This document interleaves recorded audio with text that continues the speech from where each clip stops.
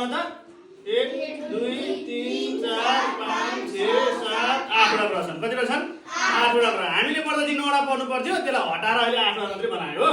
अब हामीले ती ग्रह र उपग्रह संख्या पढ्नु पर्छ हो हामीले गीत मार्फत गाउने अनि रमाइलो पनि गर्ने सम्झिनु पनि सजिलो हुन्छ ल पृथ्वी एउटा उपग्रह चन्द्रमा भएको त्यही पनि औँसीमा चाहिँ कता कता गएको त्यही पनि औँसीमा चाहिँ कता कता गएको दिघा भैमा घुम्नलाई बुध शुक्र गएको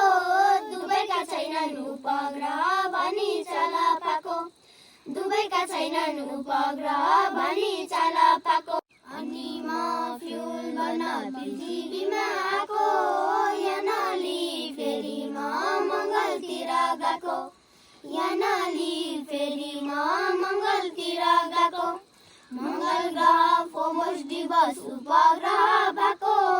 अर्को नामले चिनिन्छ यो ग्रह भनी रातो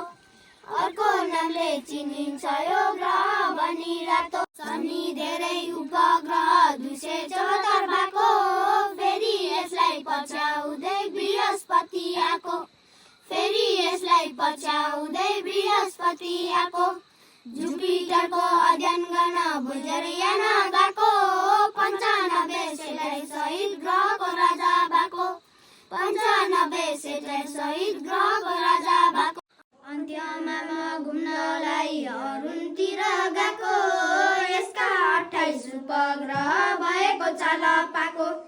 यसका 28 उपग्रह भएको चाला पाको यहीबाट दूरबीनले वरुणमा खालाको